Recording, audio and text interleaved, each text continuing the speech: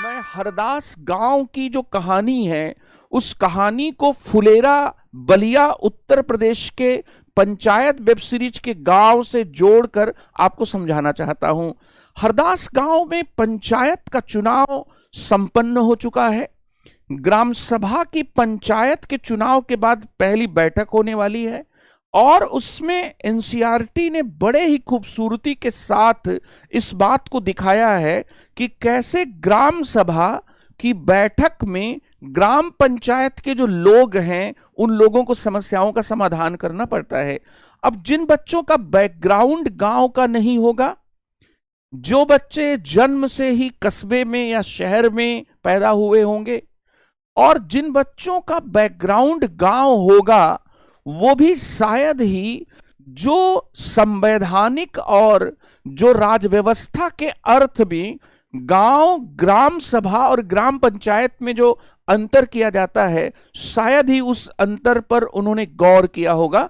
जबकि प्रश्न और समझ दोनों इस पर जरूरी, दोनों के लिए जरूरी है। तो हम लोग उस गांव क्या है, ग्राम सभा किसको कहते हैं, ग्राम पंचायत क्या होती है, पंचायत के स्तर क्या होते हैं, इन सब पर बात करेंगे। हरदास गांव जो बच्चों है, जो एनसीईआरटी में जिस गांव की कहानी ली गई है, उस गांव की कहानी में सबसे पहले ग्राम सभा की बैठक में एक बहुत अच्छी तरह से दिखाया जाता है कि गांव को मुख्य सड़क से जोड़ने वाली जो लिंक रोड है, उस लिंक रोड के मरम्मत का काम हो चुका है। लेकिन जब आप फुलेरा के बारे में पंचायत सीरीज में देखते हैं बच्चों, तो जो दुबे जी जो प्रधानपति हैं, प्रधान नहीं है, प्रधान तो मंजू देवी हैं, सरपंच तो मंजू देवी हैं, मुखिया मंजू देवी हैं, लेकिन जो प्रधानपति हैं वो प्रधानपति किस तरह से विधायक के यहां दर दर की ठोकर खाते हैं, बेचारे लौकी गिफ्ट लेकर जाते हैं, किस तरह से वो बीडीओ के यहां ठोकर खाते हैं। और बड़े ही सहजता के साथ पंचायत वेब सीरीज ये दिखा देती है कि भारत में अभी भी स्थानीय शासन के भीतर जो ग्राम पंचायतें हैं उनके पास कोष की कमी है, कोष का रोना है कि पंचायत में रहने वाला भूषण नाम का आदमी सड़क की शिकायत के लिए यहां तक कहता है कि भाई साहब, अगर सचिव जी सड़क नहीं बनी तो मैं यही खड़े खड़े आत्मदाह कर लूंगा। और उसका दर्द यह है कि उसकी नई मोटरसाइकिल का जो शॉकर है ना, वो शॉकर क्या है, खराब हो जाएगा, और उसका और भी क्या है, वो दर्द वाला व्यक्ति ही है। तो यहां पर आप देखेंगे कि वेब सीरीज ये दिखाती है कि सड़क जो है वो सड़क बन नहीं पा रही। क्यों नहीं बन पा रही है? क्योंकि जब प्रधानपति दुबे जी जब विधायक के पास पहुंचते हैं और फंडिंग की मांग करते हैं, तो विधायक ये कहते हैं कि 10 लाख रुपए कम होते हैं क्या। इस तरह से आप देखेंगे कि इस मामले में जो एनसीईआरटी का हरदास गांव है वो फुलेरा गांव से बच्चों बहुत ज्यादा खुशनसीब है, क्योंकि हरदास गांव में सड़क, मुख्य सड़क को जोड़ने वाली जो गांव से लिंक रोड है, उसकी मरम्मत की खुशखबरी अध्याय के शुरुआत में ही एनसीईआरटी आपको दे देती है। तो एक ताली आप बजा दीजिए जहां से भी इस वीडियो को आप देख रहे हैं। फिर इसके साथ ही आप देखिए कि फुलेरा में तो इसी के लिए संघर्ष हो रहा था। फुलेरा बलिया उत्तर प्रदेश पंचायत वेब सीरीज को याद करिए कि एक संघर्ष बहुत बड़ा इसी को लेकर हो रहा था। फिर जो हरदास गांव है वहां पर बच्चों पानी की कमी है, लेकिन फुलेरा में आप देखते हैं कि सचिव जी का जब भी उनको लाइफ में बोरिंग थोड़ी चीज होती है तो वो चले जाते हैं पानी की टंकी पर, और पानी की टंकी के ऊपर से वो गांव का नजारा लेते हैं। और इसके साथ ही वहां पर क्या है, उनके जिंदगी का जो सॉफ्ट कॉर्नर है वो सॉफ्ट कॉर्नर भी आपको दिखाया गया। तो जो फुलेरा गांव है बच्चों, वो पानी की टंकी से समृद्ध गांव है। शोले में भी धर्मेंद्र साहब ने ऊपर चढ़कर पानी की टंकी से ही धमकी दी थी, वो याद करिए।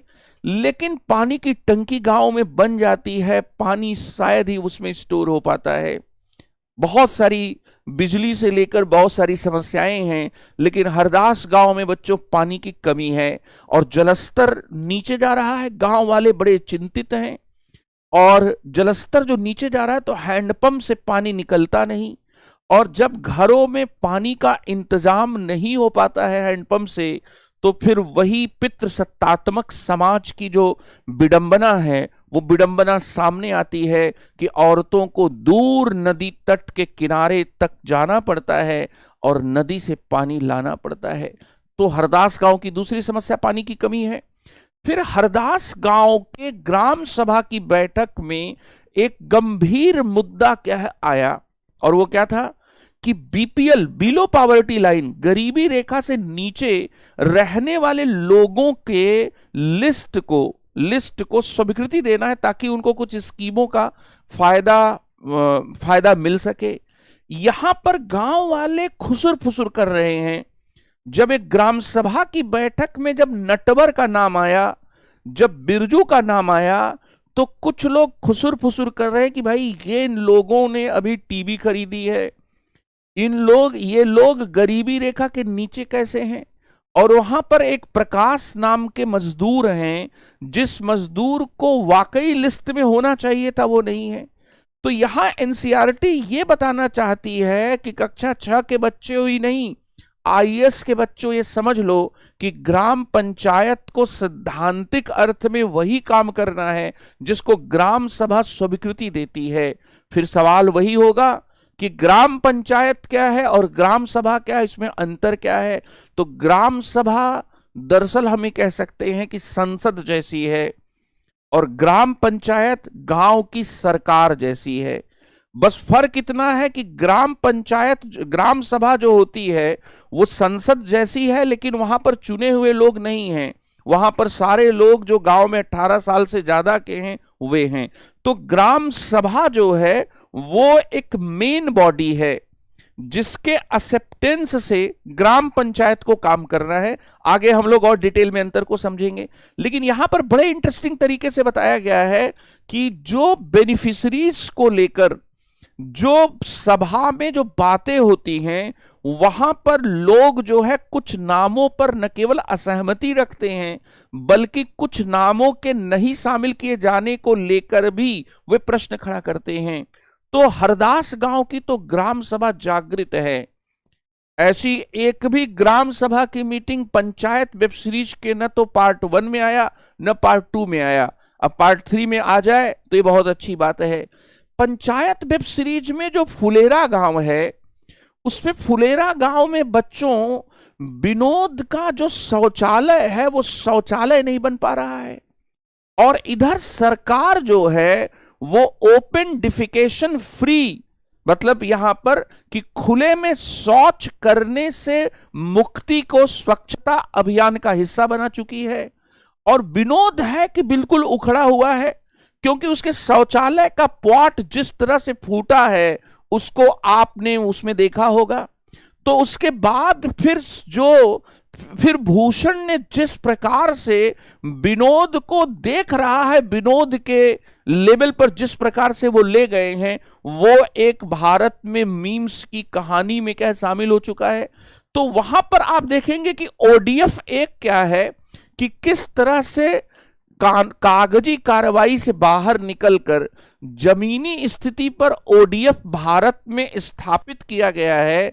इसको दिखाया गया है कि आपने लोगों को रोक तो दिया कि वे लोगों को रोक तो दिया कि वे खुले में शौच न जाएं, लेकिन आपने जो शौचालय बनवाए वो शौचालय सही मायने में या तो बन ही नहीं पाए, या फिर बने तो वे उपयोग में नहीं है, या बनने में बहुत दुश्वारियां क्या आई। तो यहां पर ये सब बातें क्या बताई गई। इसके साथ ही बच्चों ग्राम सभा की बैठक में हैंडपंप के पानी की समस्या का समाधान करने के लिए हैंडपंप के गहरे होने, टंकी को लगाए जाने के विकल्प पर बात होती है। फिर वाटर शेड के एक कार्यक्रम जिसमें गवर्नमेंट सब्सिडी दे रही है उस पर भी बात होती है। तो ये है हरदास गांव की कहानी, और इस कहानी से कई चीजें आपको समझने में सुविधा मिलेगी जिसको हम लोग आगे के पूरे डिस्कशन में क्या है जोड़ेंगे। बच्चों अभी तक आप जो पढ़ चुके हैं उनकी तरफ थोड़ा सा आपको रिमाइंड कराना जरूरी है। पहला कि आपने यूनिट 1 डाइवर्सिटी पढ़ लिया, इकाई 1 विविधता पढ़ लिया, विविधता की समझ और विविधता और भेदभाव। इसके साथ ही यूनिट 2 में गवर्नमेंट क्या है और डेमोक्रेटिक जो गवर्नमेंट होती है उसके की एलिमेंट्स क्या होते हैं ये आपको बता दिया गया। तीसरी जो यूनिट है इसमें स्थानीय सरकार और प्रशासन के बारे में आपको पढ़ना है, और स्थानीय सरकार के अंतर्गत ही आप पंचायती राज को पढ़ रहे हैं। पंचायती राज के बाद बच्चों गांव का प्रशासन है, और जो कक्षा 6 में यूनिट 4 है उसमें ग्रामीण आजीविका और शहरी आजीविका के बारे में भी आपको पढ़ना है। यहां पर इस पूरे पढ़ने का सीक्वेंस क्या होगा, तो पूरे पढ़ने का सीक्वेंस बच्चों ये होगा कि हम लोग पंचायती राज और गांव के प्रशासन में केवल पंचायती राज को यहां पर पढ़ेंगे और उसमें शब्दावलियों को समझेंगे। पंचायती राज, स्थानीय शासन, आईएएस की तैयारी करने वाले बच्चे जब पढ़ते हैं तो उसको केवल एक इंफॉर्मेशन के रूप में या एक चैप्टर के रूप में जिसमें खाना पूर्ति करने की कोशिश वे करते हैं, इस लेवल पर पढ़ते हैं। लेकिन आईएएस के 2013 के सिलेबस के चेंज होने के बाद जिस प्रकार से संघवाद और स्थानीय शासन पर हर वर्ष एक प्रश्न पूछे जाते हैं, और प्रश्नों में जो समझ है केवल और केवल क्या है कि आपको फैक्ट्स की इंफॉर्मेशन के आधार पर आप उन प्रश्नों को डील नहीं कर सकते हैं। तो वो जो समझ है बच्चों, उस समझ के संदर्भ में क्या है आपको इन शब्दावलियों के बारे में जानना पड़ेगा। गांव क्या होता है, आहा ग्राम जीवन भी क्या है, थोड़े में निर्वाह यहां है, ऐसी सुविधा और कहां है। मैथिली शरण गुप्त ने ये जो लाइनें लिखी इसमें एक गांव को लेकर एक सकारात्मक अभिवृत्ति छिपी हुई थी। दूसरी तरफ डॉक्टर भीमराव अंबेडकर, गांव निहित स्वार्थों के अड्डे हैं। गांव में लोग जो बड़े लोग हैं, जो उच्च जातियां हैं, वो निम्न जातियों के शोषण को बनाए रखने के माहौल और विचार से क्या है दूषित रहे हैं। तो अंबेडकर गांव को लेकर बहुत पॉजिटिव नहीं थे। दूसरी तरफ महात्मा गांधी जैसे जो विचारक थे या राजनेता थे, वो कहते थे कि हिंदुस्तान गांवों में ही बसता था।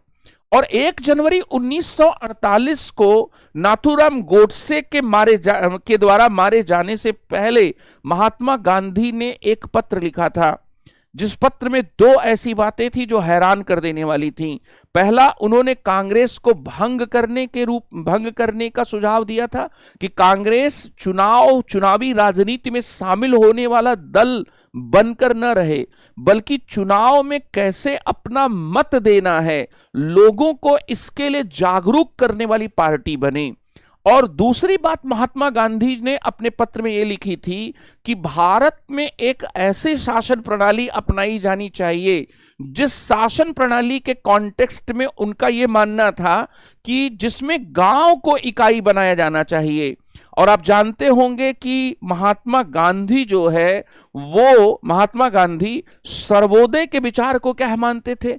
तो दरअसल भारत के संविधान बनने के समय ये एक संविधान बनाने वाले या जो हमारे फाउंडिंग फादर्स थे कॉन्स्टिट्यूशन के, उनके बीच में इस बात को लेकर भी बहस थी कि जो शासन प्रणाली हम अपनाने जा रहे हैं वो शासन प्रणाली गांवों पर आधारित हो या उसकी इकाई एक व्यक्ति को क्या है मिले। चूंकि भारत की संविधान सभा में महात्मा गांधी एक सदस्य के तौर पर शामिल नहीं थे और गांधीयन आइडियोलॉजी को मानने वाले लोग संविधान सभा में थे, इसलिए आप जानते होंगे कि श्रीमन नारायण अग्रवाल ने a Gandhian constitution for free India नामक एक किताब लिखी थी और उन्होंने भरसक एक कोशिश की थी कि गांवों को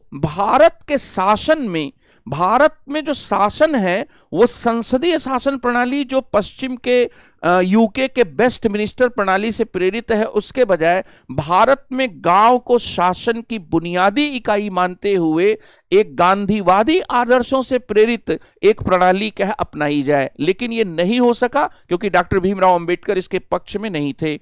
आप ये भी शायद जानते होंगे, आपको जानना चाहिए कि राजेंद्र प्रसाद ने जब BN राव साहब ने जब एक ड्राफ्ट कॉन्स्टिट्यूशन का पूरी तरह से तैयार कर दिया, तो उन्होंने फाइनल ड्राफ्ट के पहले BN राव को एक पत्र लिखा था, और उस पत्र में उन्होंने कहा था कि संविधान को गांवों पर भी क्या है ध्यान देना चाहिए, या संविधान में गांव की महत्ता को भी स्वीकार किया जाना चाहिए। और इन सब का कुल मिलाकर नतीजा क्या हुआ?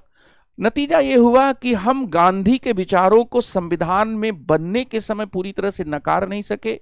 वो गांव को शासन की इकाई मानना चाहते थे, और इसीलिए एक कंप्रोमाइज फॉर्मूला के रूप में राज्य के नीति निर्देशक तत्वों के भाग 4 में अनुच्छेद 40 में हमने राज्य को यह कर्तव्य सौंपा कि वह ग्राम पंचायतों का गठन इस प्रकार से करेगा कि उन्हें स्वायत्त शासन की इकाई, ऑटोनॉमस यूनिट के रूप में डेवलप किया जा सकेगा। तो बच्चों, गांव को लेकर जब हमारा संविधान बन रहा था तो उसमें एक प्रकार का दृष्टिकोण नहीं था, अलग अलग मत था, और ये हमारे संविधान सभा में ये बहस का भी क्या है मुद्दा बना। इसके साथ ही बच्चों, यहां पर गांव, ग्राम सभा, ग्राम पंचायत, पंचायती राज, स्थानीय शासन, इन शब्दों का 5 शब्दों का जो मतलब समझता है वो पंचायती राज पर सोच समझकर भी उत्तर लिखने की स्थिति में आ जाएगा। एक और बात है कि पंचायती राज को लेकर कक्षा 6 की एनसीईआरटी पंचायतों के फंक्शन पर बात करती है, पंचायतों के काम के ऊपर बात करती है, the work of gram panchayat.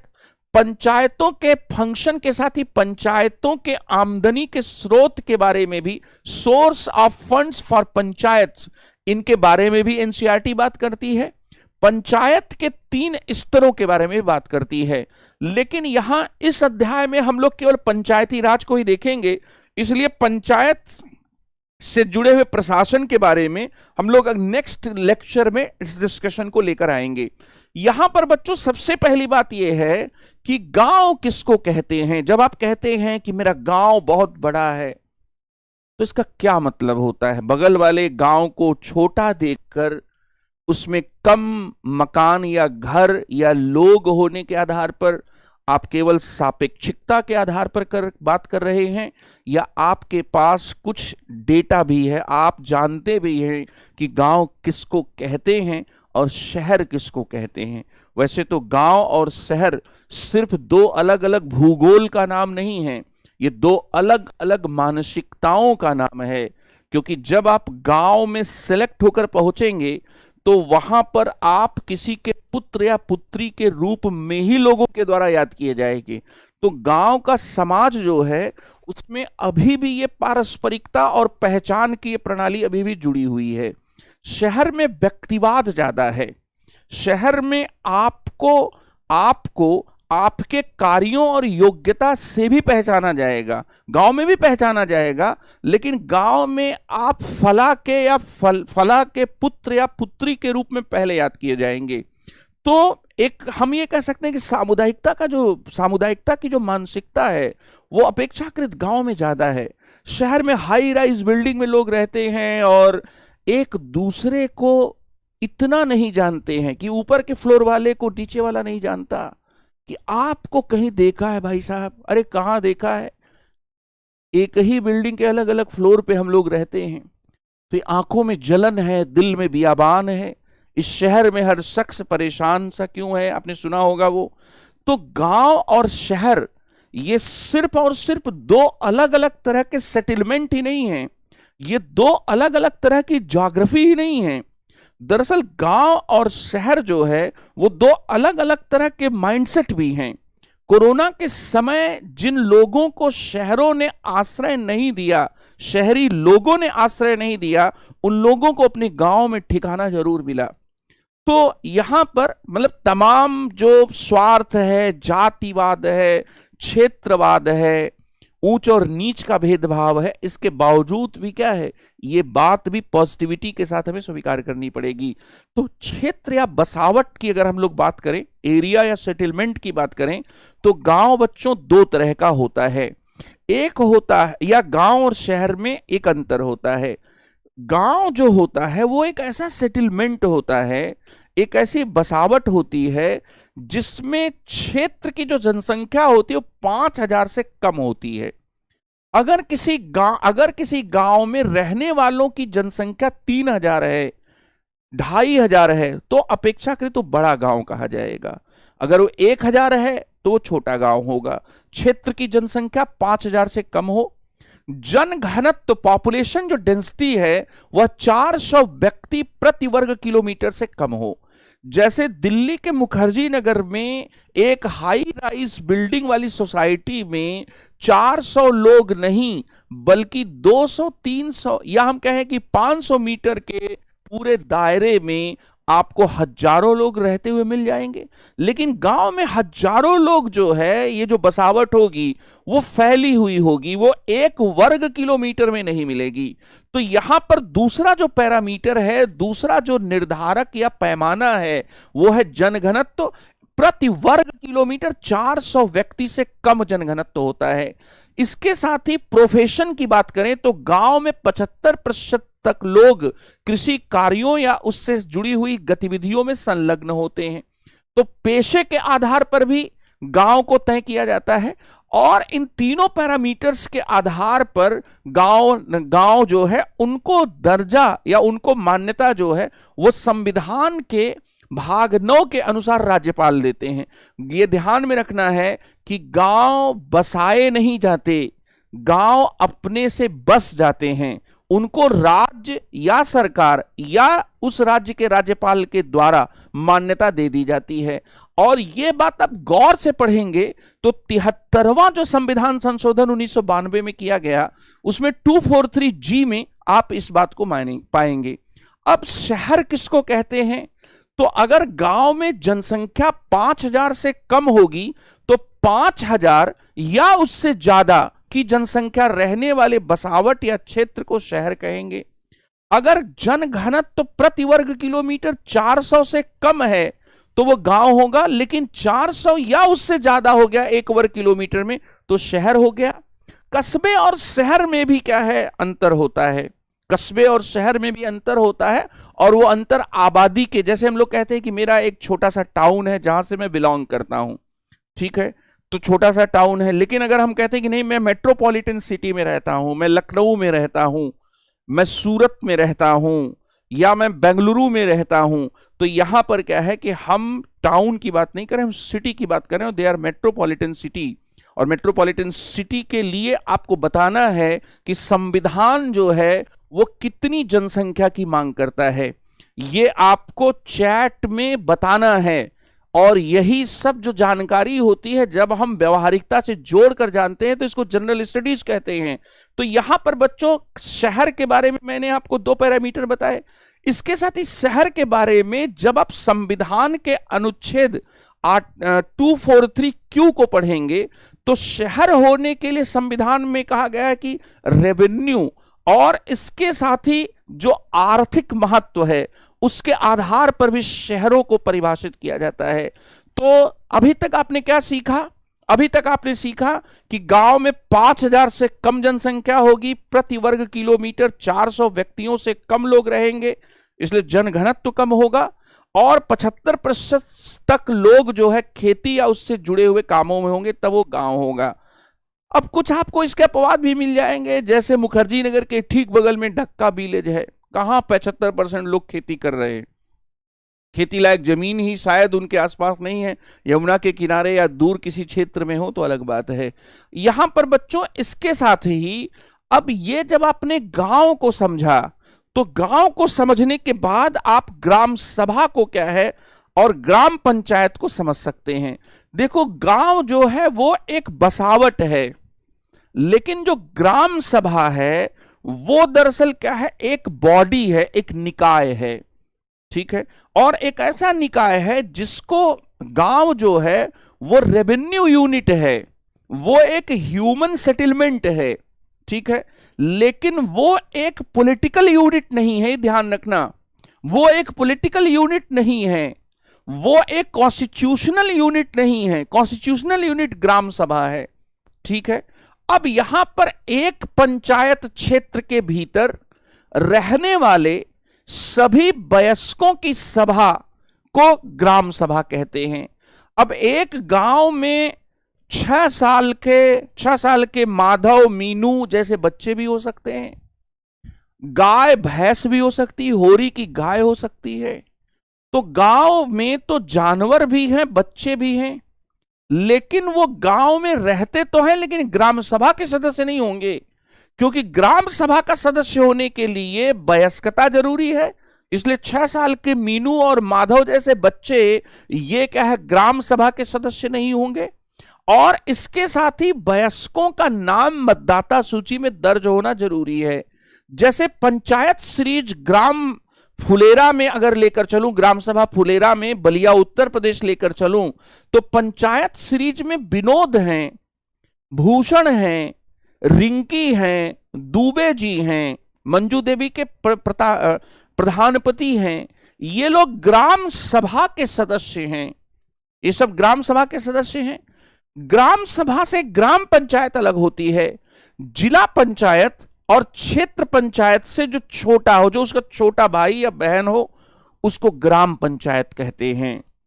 देखो, ये पंचायती राज के 3 बेटे या बेटियां हैं। एक जिला पंचायत है, दूसरा क्षेत्र पंचायत या ब्लॉक पंचायत या सामुदायिक पंचायत भी कहते हैं, और ग्राम पंचायत है। तो पंचायती राज प्रणाली के ये 3 बेटे या बेटियां हैं।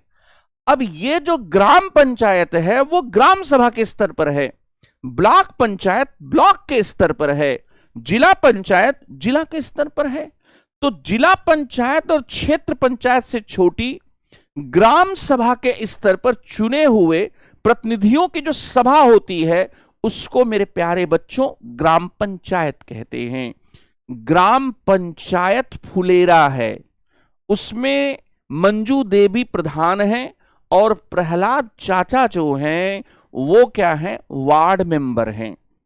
ठीक है, प्रहलाद चाचा को आप याद करिए। मंजू देवी की तरफ से, नीना गुप्ता की तरफ से प्रधान पति के रूप में सारी भूमिका कौन अदा कर रहा है, रघुवीर यादव।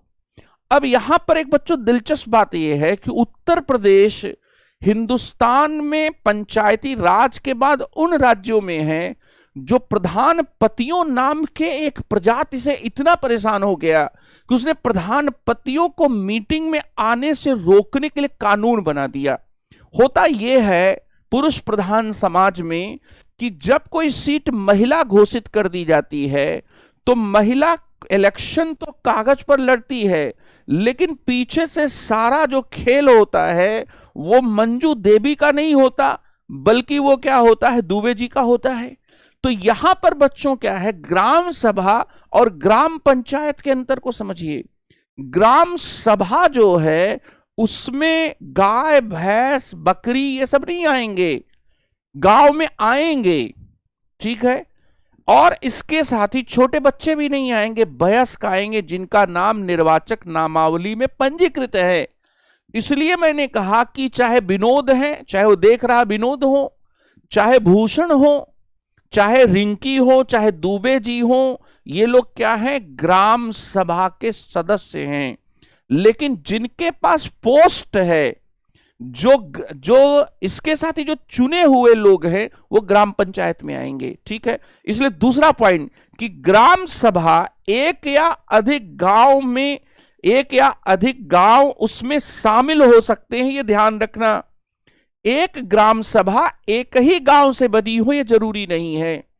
एक ग्राम सभा एक से अधिक गांव से बन सकती है, एक से अधिक गांव से बन सकती है। जैसे मान लीजिए कि दिल्ली मुखर्जी नगर के बगल में जो ढक्का गांव है और जो बगल में मलिकपुर गांव है, अगर इन दोनों गांवों को मिलाकर ढक्का ग्राम सभा बना दें तो ऐसी स्थिति में क्या है कि एक ग्राम सभा है लेकिन एक ही गांव नहीं है, एक से अधिक गांव भी हो सकता है। लेकिन एक ग्राम पंचायत हमेशा एक ग्राम सभा को बताएगी, इस बात को भी ध्यान में रखना है।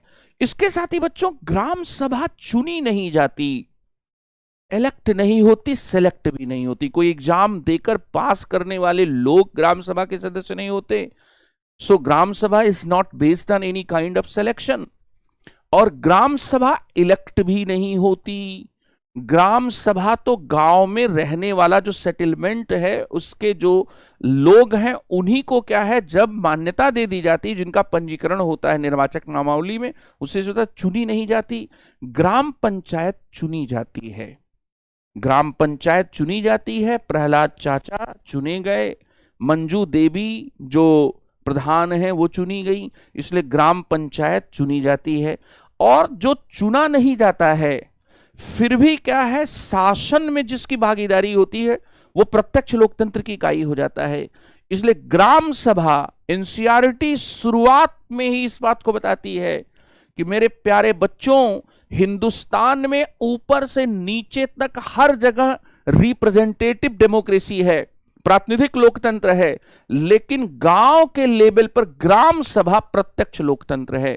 लोकतंत्र दो प्रकार का होता है, जहां लोग सीधे शासन करते हैं वो प्रत्यक्ष लोकतंत्र है, जहां लोगों के चुने हुए प्रतिनिधि सरकार का कार्य करते हैं वो प्रातिनिधिक लोकतंत्र है। तो हमारी जो संसदीय प्रणाली है, अध्यक्षीय प्रणाली जो अमेरिका में है, वो प्रातिनिधिक लोकतंत्र है। वो क्या है? प्रातिनिधिक लोकतंत्र है। लेकिन यहां पर क्या है? ये प्रत्यक्ष लोकतंत्र है।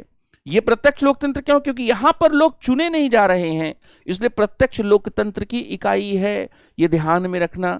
ग्राम पंचायत के बारे में एनसीईआरटी क्या बताती है कि एक ग्राम पंचायत कई वार्डों में बटी होती है और प्रत्येक वार्ड अपना प्रतिनिधि चुनते हैं। तो यहां पर ग्राम सभा और ग्राम पंचायत के बीच में 3-4 अंतर मैंने बता दिया कि ग्राम पंचायत गांव के एक गांव या एक से अधिक गांव के क्षेत्र के भीतर सभी वयस्कों की सभा है। ग्राम सभा जो है, ग्राम सभा सभी वयस्कों की सभा है। ग्राम पंचायत जो है वो गांव स्तर की चुनी हुई प्रतिनिधियों की क्या है? एक संस्था है। और इसके साथ ही बच्चों अब हम लोग नेक्स्ट पॉइंट पर आए तो ग्राम सभा का सदस्य होने के लिए आपने जिंदगी के 18 बसंत पूरे कर लिए हो, उसमें 1-2 साल आज के समय में कोरोना जैसी महामारी में भी गुजरा होगा, तो 18 बसंत आपने पूरे कर लिए। वोट देने का अधिकार होगा तभी इसका महत्व है, और मतदाता सूची में आपका नाम दर्ज होना चाहिए। लेकिन ग्राम पंचायत का सदस्य होने के लिए, ग्राम सभा का सदस्य होने के लिए तो 18 बसंत पूरा करना जरूरी है और मतदाता सूची में नाम होना जरूरी है। ग्राम पंचायत का सदस्य होने के लिए वार्ड से चुनाव जीतकर आना, चुनाव जीतकर प्रतिनिधि बनना पड़ेगा। फिर इसी तरह से भारत के अगर संविधान की बात करें तो भारत के संविधान के 73वें संशोधन 1992 से जोड़े गए 9वें भाग में अनुच्छेद 243 में परिभाषाएं मिलेगी। वहां पर आपको ग्राम सभा और ग्राम पंचायत के बारे में उल्लेख मिलेगा और कुछ परिभाषाएं भी मिलेंगी। तो क्या परिभाषा देता है? भारत के संविधान का अनुच्छेद 243 बी जो है वो परिभाषा देता है कि ग्राम स्तर पर पंचायत क्षेत्र के भीतर शामिल किसी ग्राम से संबंधित निर्वाचक नामावली में रजिस्ट्रीकृत व्यक्तियों से मिलकर बने हुए निकाय को ग्राम सभा कहते हैं। आपको लगेगा कि सर ये कौन सी हिंदी की बम्बार्डिंग हो रही है, तो बेटा इसको तोड़कर समझो। ग्राम स्तर से ऊपर भी होता है, ब्लॉक स्तर होता है, जिला स्तर होता है। तो ग्राम सभा ग्राम स्तर पर होगी, ये अंडरस्टूड बात है। पंचायत क्षेत्र के भीतर होगी, तो पंचायत क्षेत्र के भीतर होगी, इसका मतलब कि उसका एक क्षेत्र होगा। और ग्राम सभा हमेशा ग्राम पंचायत के आधार पर क्या है? उसकी इकाई बनेगी। किसी गांव से संबंधित निर्वाचक नामावली में रजिस्ट्रीकृत व्यक्तियों से मिलकर बना निकाय। ये कॉन्स्टिट्यूशन में डिफिनीशन दी गई ग्राम सभा की। तो ग्राम सभा क्या है? ग्राम सभा इज ए बॉडी। वो क्या है? और वो इलेक्टोरल कॉलेज में जिनका नाम रजिस्टर्ड है उनसे मिलकर बनेगी। फिर इसके साथ ही बच्चों कि यह गांव की बगैर चुनी हुई प्रत्यक्ष भागीदारी पर आधारित संसद है। इसको सरल भाषा में कहें, ग्राम सभा गांव की संसद जैसी है और ग्राम पंचायत गांव की सरकार जैसी है। अब संसद बड़ी है या सरकार बड़ी है? तो सिद्धांत में संसद बड़ी है, इसलिए संसद को जैसे लोकसभा को सरकार को कंट्रोल करना चाहिए, उसको जिम्मेदार बनाया जाना चाहिए। इसीलिए जब जो शुरुआती जो कहानी एनसीईआरटी लेती है, उस कहानी को आप ध्यान दीजिए। उस कहानी में एनसीईआरटी ये कहती है हरदास गांव में कि बीपीएल में कौन से बेनिफिशियरी रखे जाएंगे, ये ग्राम सभा इसको स्वीकृति देगी। तो ग्राम पंचायत जो होती है वो चुनी हुई संस्था होती है। ग्राम पंचायत में सरपंच, मुखिया या प्रधान होते हैं या अध्यक्ष जिसको हम कहते हैं, और इसके साथ ही उसके सदस्य होते हैं ग्राम पंचायत के। ये जो होते हैं इनको ग्राम सभा के सामने अपना रिपोर्ट कार्ड रखना चाहिए इन प्रिंसिपल। हालांकि ये इन प्रिंसिपल ही रह गया है, इन प्रैक्टिकल ये इंप्लीमेंट नहीं होता है। तो हरदास गांव की अब उस कहानी को देखिए कि गरीबी रेखा से नीचे आने वाले सूची की स्वीकृति के लिए ग्राम सभा की मीटिंग हो रही है। ग्राम सभा ग्राम पंचायत से ये कह सकती है कि आपने एक मजदूर का नाम क्यों नहीं शामिल किया, और जिसके पास कलर टीवी है उसका नाम अब बीपीएल लिस्ट में शामिल कर रहे हैं। और हिंदुस्तान में न जाने कितने मुखिया, सरपंचों और प्रधानों ने अपने अपने नजदीकी लोगों को कुछ न कुछ लाभ प्रदान करके उनको उपकृत किया। और इसलिए गांव का आदमी जब गुस्से में आता है तो वो ये नहीं कहता कि हम ठीक कर देंगे, वो कहता है कि अगले इलेक्शन में हम इलेक्शन लड़ेंगे।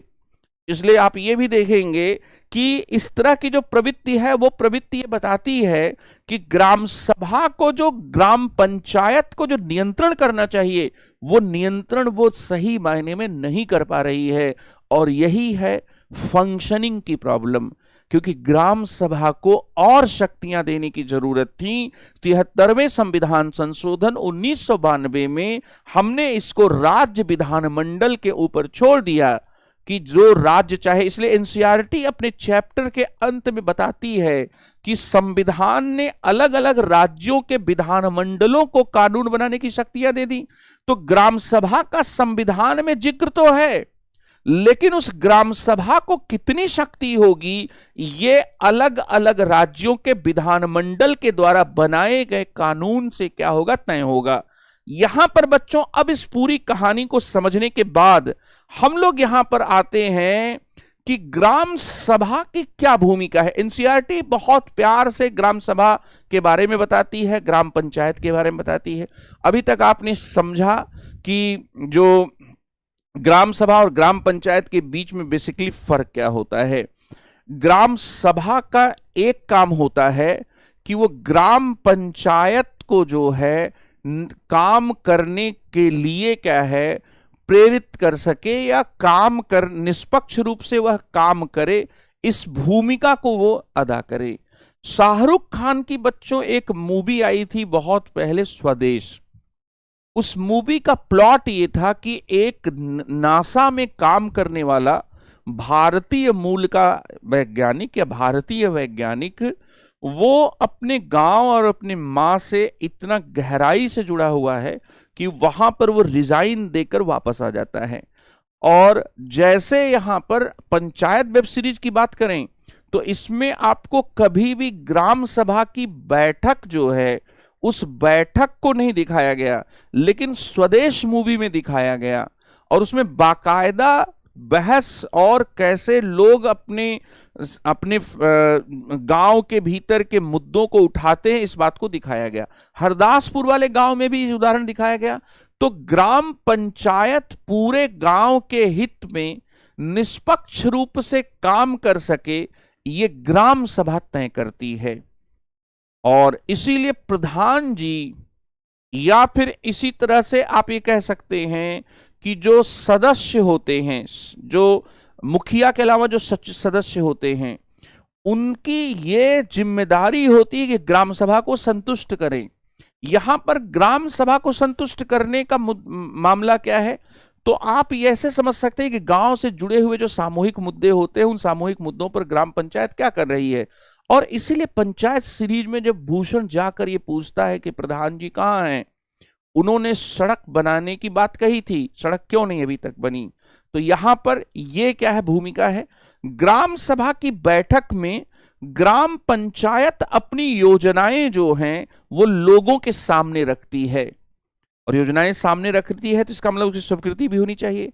ग्राम सभा ग्राम पंचायत को मनमाने ढंग से काम करने से रोक सकती है। पॉइंट बहुत इंपॉर्टेंट है कि ग्राम सभा के पास ये पावर है कि ग्राम पंचायत को आर्बिट्रेरीली वर्क करने से रोके। इसके साथ ही ग्राम सभा पैसे के दुरुपयोग और गलत काम को भी क्या है, रोकने की शक्ति क्या है, रखती है। ये भी उसकी भूमिका है। और अगर हम लोग यहां पर देखें तो ग्राम सभा चुने हुए जो प्रतिनिधि हैं उन प्रतिनिधियों को जिम्मेदार और जवाबदेह बनाने की भूमिका अदा करती है। ठीक है, इसलिए पंचायत सीरीज में जो भूषण का सचिव जी पर और सचिव जी के माध्यम से जो ग्राम प्रधान पर, दुबे जी पर, मंजू देवी पर जो अटैक है, उस अटैक को आप ये समझ सकते हैं कि वो ग्राम सभा में जो एक विपक्ष की भूमिका होती है ना, उस विपक्ष की भूमिका को बड़े शानदार तरीके से क्या हो निर्वहन कर रहा है। ठीक है, तो ये ग्राम सभा की भूमिका हुई।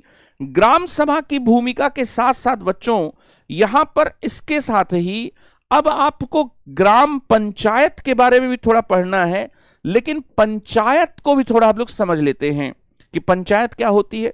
देखो, पंचायत शब्द जो है एक बहुअर्थी शब्द है, और पंचायत शब्द की बहुअर्थिता को आप ऐसे समझ सकते हो कि खाप पंचायत, जल पंचायत, आजकल बहुत पंचायत हो रही है। इसी तरह से पंचायत क्षेत्र की, या इसी तरह से पंचायत शब्द जो है वो संविधान में भी प्रयोग किया गया। तो पंचायत शब्द को व्यवहारिक जीवन में भी कुछ अर्थों में प्रयोग किया जाता है और संविधान में भी प्रयोग किया गया। पंचायत शब्द जो है वह वैदिक संस्कृत के पंचायतन से निकला है। पंचायतन का मतलब 5 आयतन, 5 व्यक्ति भी हो सकते हैं और 5 कोई वस्तु भी हो सकती है। तो 5 व्यक्तियों का जो समूह होता है उस समूह को पंचायत कहेंगे। इस आधार पर चूंकि भारत में पंचायतें जो हैं वो न्याय का भी काम करती रही, इसलिए न्याय पंचायत की भी जो अवधारणा है, इसलिए पंचायत जो है वो किसी भी विवाद के समाधान के लिए जो बैठक होती है उस बैठक के लिए भी प्रयोग करते हैं। जैसे कई बार क्या है कि आजकल बहुत पंचायत हो रही है, इसका मतलब कि आप बहुत ज्यादा बातचीत, चर्चा, बहस, मुबाहिसा आप कर रहे हैं, और इसीलिए पंचायत शब्द का प्रयोग इसके लिए भी होता है, नेगेटिवली इसके लिए होता है। फिर भारत में खाप पंचायत शब्द का भी प्रयोग होता है। हरियाणा और पश्चिमी उत्तर प्रदेश के कई इलाकों में खापों ने बैठकर कुछ ऐसे भी फैसले दिए जिन फैसलों पर लोगों ने उनकी तार्किकता पर कई बार बहस खड़ी कर दी। फिर इसी तरह से जल पंचायत, राजेंद्र सिंह ने राजस्थान में जल सुनवाई को गांव के स्तर पर ले गए। लेकिन जो पंचायत शब्द है संविधान में, और वो जो ग्राम पंचायत के लिए होता है, क्षेत्र पंचायत, जिला पंचायत के लिए जो होता है, उसका जो अर्थ है वो अलग अलग है। दरअसल खाप पंचायत और जल पंचायत का मतलब है कि किसी मुद्दे के समाधान के लिए बुलाई गई बैठक। लेकिन भारत के संविधान की अगर हम लोग बात करें, भाग 9 अनुच्छेद 243 स्मॉल डी में क्या कहा गया है, कैपिटल डी में आरक्षण है, ध्यान रखना। 243 स्मॉल डी में क्या कहा गया है, ग्रामीण क्षेत्रों के लिए स्वायत्त शासन की संस्था को पंचायत कहते हैं। An institution of self government in rural areas according to the article 243 clause small D. ये आपको ध्यान में रखना है। आईएएस के कई सवाल इसी शब्दावली और क्या है कि अवधारणा पर क्या है, जो क्या है कि अवधारणा होती है उससे जुड़े होते हैं।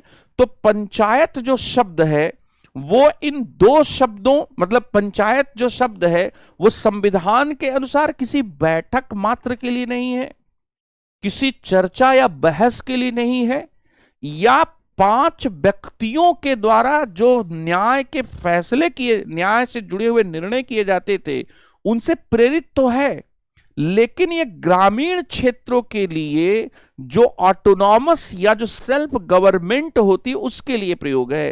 तो an institution of self government in rural areas according to the Indian constitution under article 243 clause D, this is the definition of the panchayat. Panchayati Raj, राज शब्द जब आ जाता है ना, तो कुछ लोगों को हमेशा डीडीएलजे के सिमरन की याद आ जाती है, लेकिन यहां राज और सिमरन की बात नहीं है। राज जैसे स्वराज, स्वराज, फिर इसी तरह से भारत में बेटियों को जब लोग आशीर्वाद देते हैं तो वो आशीर्वाद देते हैं कि जाओ बेटी राज करो। राज करने का आशीर्वाद उन्होंने दिया, लेकिन उन्होंने शासन करने का आशीर्वाद नहीं दिया कि जाओ सास पर, ननद पर जाकर बेटी एकदम शासन का चाबुक चला देना, ऐसा नहीं आशीर्वाद दिया जाता। तो सवाल ये उठता है कि राज करने और शासन करने के बीच में क्या फर्क है? देखो, शासन बाहरी भी होता है, शासन बाहरी नियंत्रण से जुड़ा होता है, लेकिन जब आप राज करते हैं ना, तो दिलों पर भी राज करते हैं। राज करना भीतर से होता है। तो जब जो हमारी स्थानीय इकाइयां हैं, जो हमारी पंचायतें हैं, अगर वो पंचायत के बाहर के लोगों के द्वारा कह चलाई जाएं, तो पंचायती राज नहीं होगा। पंचायती राज का मतलब कि पंचायत जो है वो पंचायतों के द्वारा, गांव के लोगों के द्वारा चले। और इसलिए पंचायती राज जो है उसकी बहुत सी छवियां हैं।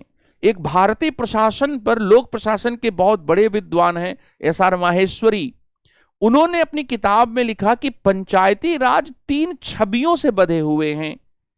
एक छवि कम्युनिटी डेवलपमेंट से जोड़ दी गई। कम्युनिटी डेवलपमेंट के लक्ष्य प्राप्ति के उपकरण के रूप में भारत में पंचायती राज को देखा गया। और इसका एक इतिहास है। 1952 में जब हमने कम्युनिटी डेवलपमेंट प्रोग्राम शुरू किया, तो कम्युनिटी डेवलपमेंट प्रोग्राम और राष्ट्रीय जो सेवा योजना है, वो दोनों प्रोग्राम फेल हो गए। तो उस फेल हुए प्रोग्राम को, जो फेल हुआ प्रोग्राम था, उसकी समीक्षा के लिए हमने बलवंत राय मेहता समिति बनाई। और बलवंत राय मेहता साहब ने कहा कि आप कम्युनिटी डेवलपमेंट तब तक नहीं कर सकते हैं जब तक कि ग्रासरूट लेवल पर आप पंचायतों जैसी इकाई की स्थापना न कर दें। तो पंचायती राज को कई बार रूरल डेवलपमेंट या कम्युनिटी डेवलपमेंट से जोड़कर देखा जाता है। पंचायती राज को कई बार एक सरकार की एक स्थानीय एजेंसी के रूप में देखा जाता है, और पंचायती राज को कई बार बच्चों क्या है, स्थानीय सरकार के रूप में क्या है देखा जाता है। यहां पर यह बात बहुत इंपॉर्टेंट है कि दरअसल हमारे देश में जो पीआरआईज हैं, जो पंचायती राज जो इंस्टीट्यूशंस हैं, इनके बारे में एस.आर. माहेश्वरी जी जो हैं वो बड़ी ही एक इंटरेस्टिंग बात करते हैं। वो ये बताना चाहते हैं कि इनको लेकर एक कहीं ना कहीं कंफ्यूजन, इनको लेकर एक आप ये कह सकते हैं कि इनको बहुत ही क्या है अलग अलग अर्थों में प्रयोग किया गया। अब पंचायती राज इंस्टीट्यूशन को आप एक डेवलपमेंट से जोड़ रहे हैं, और आप इसको ये लग रहा है कि सामुदायिक विकास अगर करना है, रूरल डेवलपमेंट अगर करना है, तो पंचायत होना जरूरी है, क्योंकि गांव में किसके खेत में बंजर है और बंजर के निवारण के लिए आपको कैसे केमिकल या कैसे आपको उसका उपाय करना है, इस तरह की व्यवस्था के लिए आपको गांव के स्तर पर लोगों को जोड़ना पड़ेगा। फिर इसी तरह से क्या है कि कई बार पंचायती राज इंस्टीट्यूशंस को सरकारों की एक एजेंसी के रूप में भी क्या है इसको परिकल्पित किया गया, और संविधान में क्या है इसको स्थानीय एक स्वशासन के साथ क्या जोड़ा गया। अब अगर आप किसी को एजेंसी मानते हैं तो वो स्वशासन नहीं हो सकता, और अगर आप कहते हैं कि हम तुमको पैसा देंगे, केंद्र सरकार और इसके साथ ही राज्य सरकार जो है वो क्या है, पंचायती राज संस्थाओं को विकास के लिए पैसा देंगे तो वो फंडिंग पर क्या है, निर्भर हो जाएंगे। दरअसल इनके रोल को लेकर ये जो कंफ्यूजन रहा है, उस कंफ्यूजन की वजह से ही भारत में कहा जाता है कि पीआरआईज की 3 प्रॉब्लम्स हैं जिनको 3 एफ से जोड़ा जाता है। पीआरआईज के पास, पंचायतों के पास पैसा नहीं है, फंड नहीं है, लैक ऑफ फंड है, ये फंड नहीं है। इसलिए विधायक के यहां प्रधानपति दुबे जी लौकी लेकर दौड़ते हैं। क्या क्या नहीं करते हैं दुबे जी। दुबे जी बेचारे रेलवे के लाइन के सामने क्या है, वो बैठकर, उस पर बैठकर धरना भी दे देते हैं। इसके साथ ही बच्चों कि इनके पास फंक्शन को लेकर भी बहुत प्रॉब्लम है।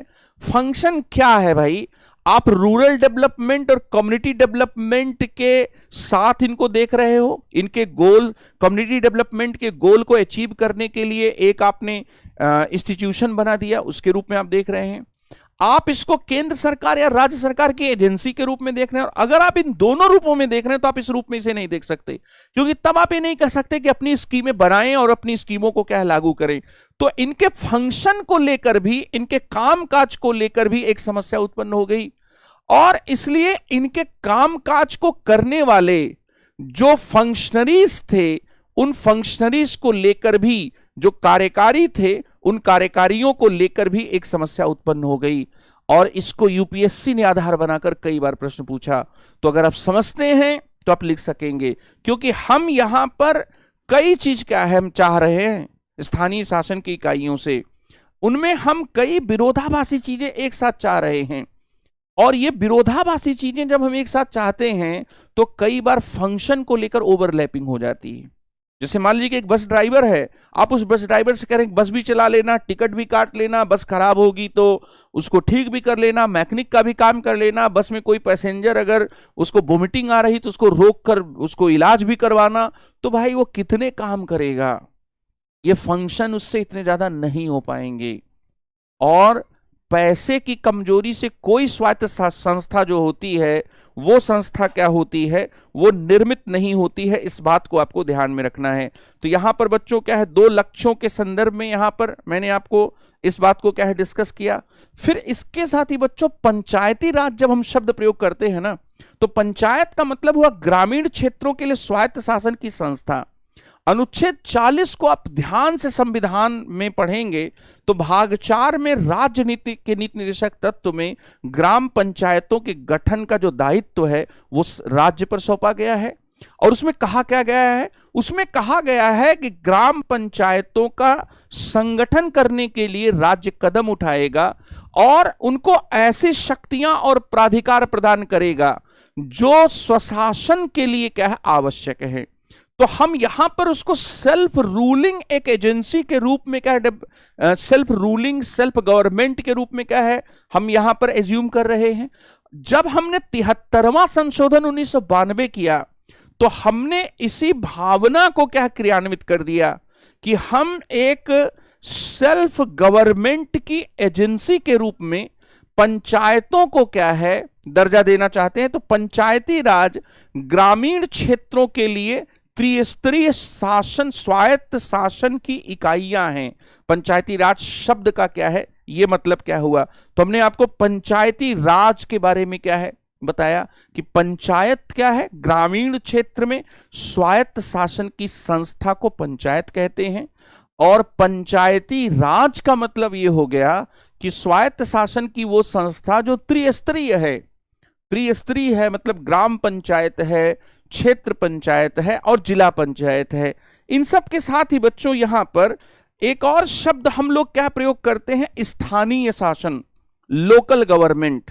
तो पहली बात तो यह है कि भारतीय संविधान में स्थानीय शासन की कहीं परिभाषा नहीं दी गई है। आमतौर पर स्थानीय शासन का मतलब होता है गांव और शहर के स्तर की सरकार, ठीक है। किंतु भारत के संविधान में स्थानीय शासन के भीतर क्या क्या शामिल किया जाएगा इसको डिफाइन किया गया है।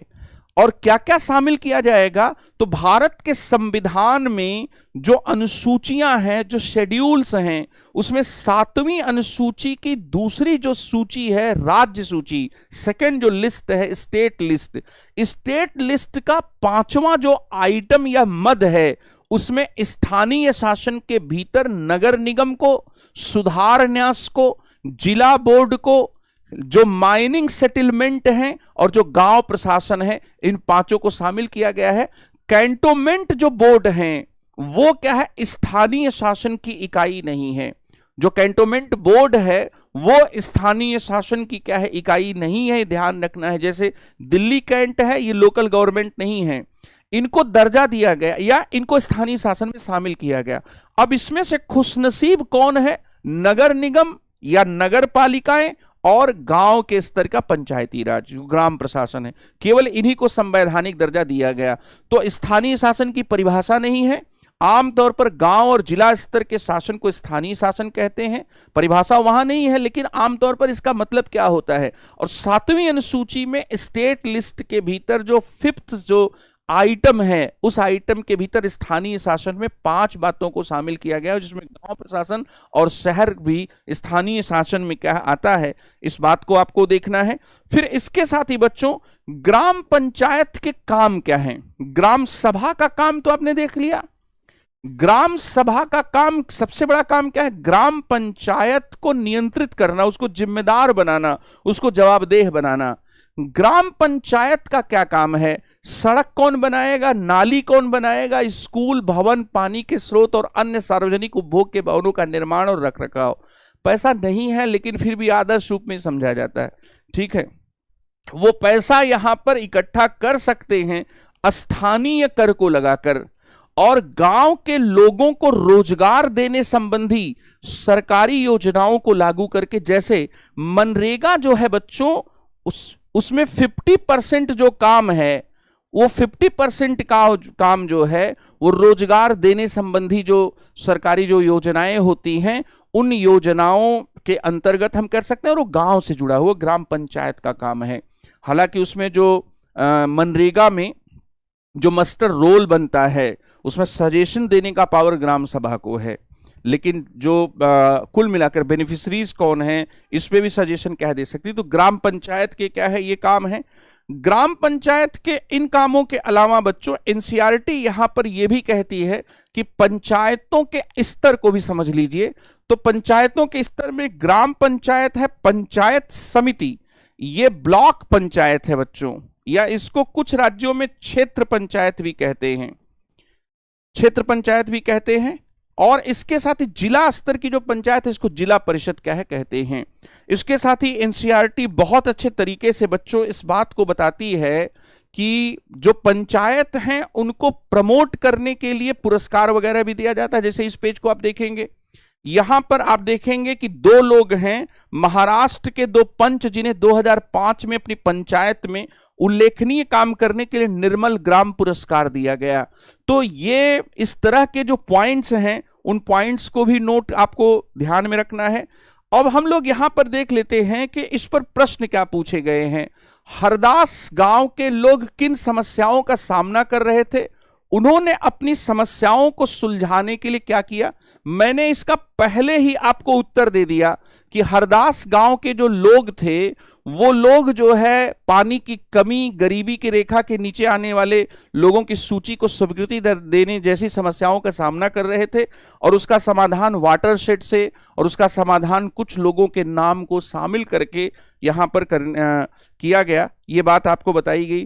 फिर इसके साथ ही बच्चों हम लोग नेक्स्ट लेवल पर आते हैं, और नेक्स्ट लेवल पर जैसे आप और प्रश्नों को देखेंगे, तो यहां पर मैंने काफी पीडीएफ ले लिए हैं। इसमें आप अगर और प्रश्नों को देखेंगे तो इसमें 1-2 प्रश्न और ले लेते हैं। आपके विचार में ग्राम सभा का क्या महत्व है? क्या आपको लगता है कि सभी लोगों को ग्राम सभा की बैठक में भाग लेना चाहिए?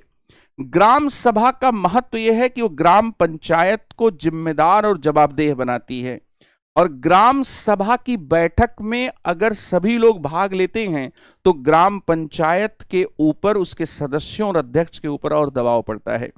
ठीक है, इसका मतलब कि सारे लोग जागरूक हैं, सचेत हैं, उनमें रुचि है, वो जानना चाहते हैं कि गांव में क्या हुआ है। एक क्षेत्र या अपने पास के ग्रामीण क्षेत्र में पंचायत द्वारा किए गए किसी एक काम का उदाहरण लीजिए और उसके बारे में निम्नलिखित बातें पता कीजिए। तो ये आपको एक केस स्टडी दीजिए कि यह काम क्यों किया गया, पैसा कहां से आया, काम पूरा हुआ कि नहीं, तो ये आपको देखना है। ग्राम सभा और ग्राम पंचायत के बीच में फर्क क्या है, तो इस प्रश्न को ध्यान में रखकर मैंने पहले ही आपसे डिस्कशन कर लिया था कि ग्राम सभा और ग्राम पंचायत के बीच में फर्क क्या है, और इसमें 3-4 जो पॉइंट्स है वो पॉइंट्स मैंने बताए थे। एक चुनी हुई है, दूसरा बगैर चुनी है, एक में सभी वयस्क आएंगे, दूसरे में चुने हुए प्रतिनिधि आएंगे, एक प्रत्यक्ष है, दूसरा प्रातिनिधिक है, एक वार्ड में बढ़ती है, दूसरा वार्ड में क्या है, उसको बांटने की जरूरत नहीं होती है। तो ये सब बातें आपको बताई गई। इन सब बातों के अलावा बच्चों एक और प्रश्न है, जिस प्रश्न को हम लोग यहां पर देख लेते हैं। यहां जस्ट ए मिनट बच्चों, यहां कि नीचे दी गई खबर को, तो एक खबर है उसको आपको पढ़ना है। इसके अलावा बच्चों इस पर कुछ अच्छे प्रश्न भी आपसे पूछे जा सकते हैं कि भारत में पंचायती राज के कोष कामकाज और कार्यकर्ता की गणना और विवेचना कीजिए। तो कोष में बच्चों पंचायती राज के जो आमदनी के जो स्रोत हैं वो स्रोत आपको बता देना है। इसके साथ ही कौन कौन से कामकाज पंचायतें करती हैं इसको आपको भी बताया गया। कार्यकर्ता में कौन कौन से लोग हैं, बीडीओ हैं कि नहीं हैं, इसके साथ ही राजस्व से जुड़े हुए कौन तहसीलदार हैं कि नहीं हैं, ये अगले चैप्टर में आपको बताया जाएगा। इस तरह के प्रश्नों को लेकर अभ्यास भी कराया गया। अगर आप कक्षा 6 की एनसीईआरटी को इन इश्यूज से जोड़ पाते हैं तो आप एक बहुत अच्छी स्थिति में होंगे। इसके साथ ही बच्चों यहां पर कि कुछ प्रारंभिक परीक्षा के भी प्रश्न हैं जो यहां पर मैं अगले चैप्टर में आपसे अभ्यास करा दूंगा, जब मैं इसके प्रशासन के बारे में चर्चा करूंगा। तो ये है यहां पर पंचायतों से जुड़ा हुआ पंचायती राज के बारे में संपूर्ण विवेचन, जो कक्षा 6 की एनसीईआरटी के आधार पर, कुछ इसमें एनसीईआरटी प्लस की भी बातें हैं। बहुत बहुत धन्यवाद।